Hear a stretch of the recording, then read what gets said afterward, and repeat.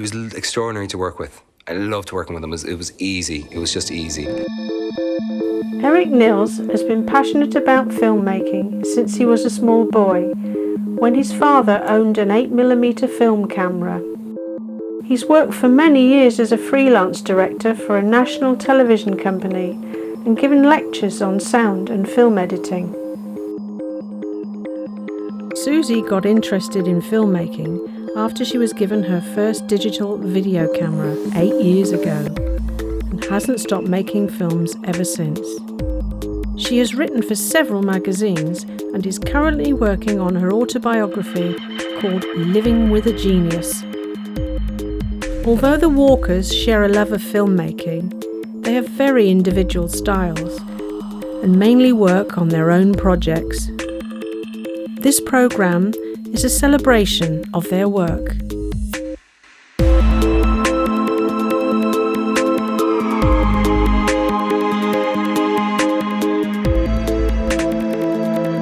There's a sense of calm on his sets. He doesn't raise his voice. He's a man of very economic direction. For every accusation of being bleak, opaque, and inaccessible, he is also warm, funny, and humane. The important thing about a film is it should be original, right? It should be something that you've never seen before.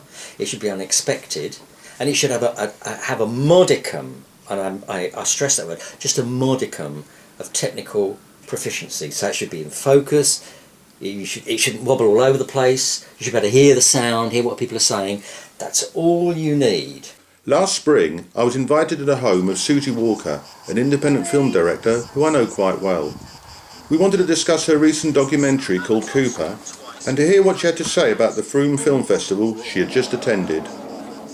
Susie lives in an old Toyota motor caravan, a warm, cosy little place where she first offered me a large mug of red wine. You feel like comatose at the end of it. Oh, Susie, she's sweet, isn't she? Oh, Susie, well, she's sweet, isn't she? Susie, oh, she's sweet, isn't she? I look for something that is unique and inspiring and unexpected. That's the thing, it must be unexpected. I don't want to see someone's holidays. I don't want to see someone mowing the lawn. Of course, they're always breaking the rules. One of those rules was never work with children or animals.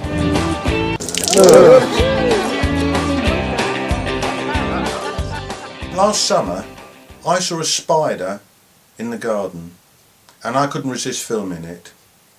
Now, I've fallen in love with nature. I spent hours filming this spider and I hope you enjoy the result. I do care about spiders, but they're just really tickly and I'm like, get it off me! Well, what was good about Susie the Spider? First of all, it's very, very well photographed. Beautifully photographed. Beautiful close-up photography. Very, very well filmed. Because it feels like that spider's singing the song while it's spinning its web. Yeah, instead of a guitar being played, it feels like that he's plucking the strings to make a guitar. That is really original and really interesting. It connects you with emotions deep inside, and once he has touched those innermost feelings, he has you. You are under his spell. My obsession with steam railways took me all over the southwest. But this film was a real challenge. Stand back, please. Back yourself. I mean, hiring a steam engine and 6 carriages didn't come cheap. And then, of course, there was the essential catering to organise. Fortunately, there was a buffet car, which came with its own built-in entertainment. He'll start singing if you want. Yeah. Pirates and Penzance. So Susie can go into the situation and she can talk to real cameramen, real sound recordists, real programme presenters who are in the business of creating something that's completely artificial.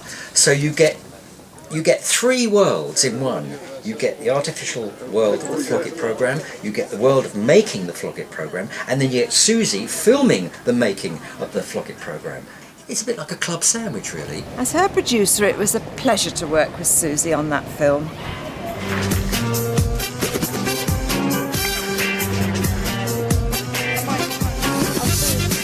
I'm learning my lines, and I was only just given them this morning, so I've just got this one in my head, and we're going to use that big jib shot combined with another camera and use the queue and the church, so fingers crossed. It's all set up, it's all artificial, it's not real, but it is real. What are you going to do with all this then? I am going to put it. Did I ever tell you the time when me and Richard Burton met up for a drink in Dublin? Blimey, that was a laugh. Banged up. I thought he was still banged up. He's out, is he? I thought he was still inside. Did I ever tell you the time when me and Richard Burton met up for a drink in Cork? Blimey, that was a laugh. Did I ever tell you the time when me and Richard Burton met up for a drink in Limerick? Blimey, that was a laugh. They haven't let him out, have they? Well, who would have known? But I love the man, you know, it can be a pain sometimes, but then I've no doubt I can. I just think he's a great actor, and I think he's on a roll, man. I mean, he's been in some great films already, and he's done some wonderful work in them, and he's the loveliest fella. No, I love the metric system very much, and I can't understand why people want to cling to the old-fashioned and outdated system of avoirdupois weights and imperial measurements, such as rods, poles, perches, links and chains. If you don't believe me, ask a sailor. And as far as horses' hands go, I don't even want to discuss it. Suffice to say that the elite have chosen 4 inches for their unit of measurement. They should all be locked up. When I first met Susie, she didn't like me much. 20 years ago, when I first met Susie, she didn't like me much. Now, when I first met Susie, she didn't like me much. She was suspicious of me. She used to approach me sideways. I tried to make friends with her. I tried to kind of be merry and warm and chummy, but she kept me at a distance. She kept me at about 3.5 feet. I remember, because I had a tape measure. Hello, my name is Marty the Party. I'm a filmmaker. At this very moment, I'm editing my latest 3D film. In this film you're about to see, I wanted to explore the life and career of getaway driver, film director and cultural icon Susie Walker. Didn't someone describe her as an alcohol-fueled, raspy-voiced woman? For more than 3 decades, this alcoholic, drug-fueled, raspy-voiced woman has enjoyed fast cars and fast living. So hold on to your seatbelts, sit back and enjoy this film.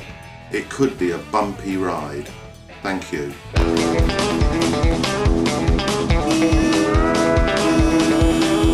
You dozy mare, we're not docking with the Space Lab. She's a great driver though, isn't she?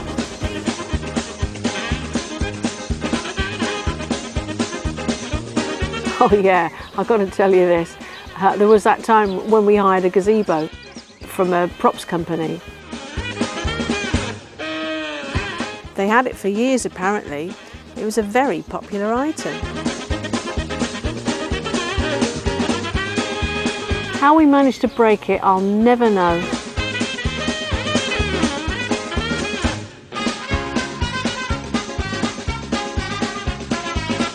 That was so funny and clever and witty.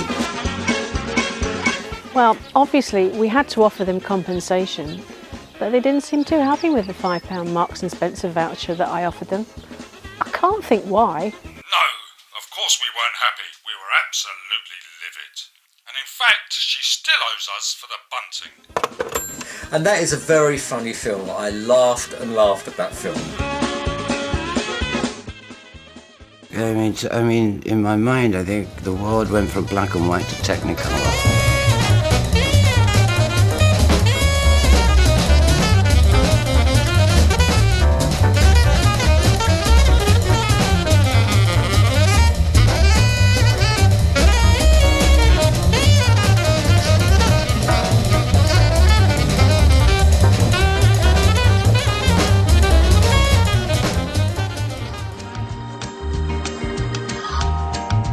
Our day will come.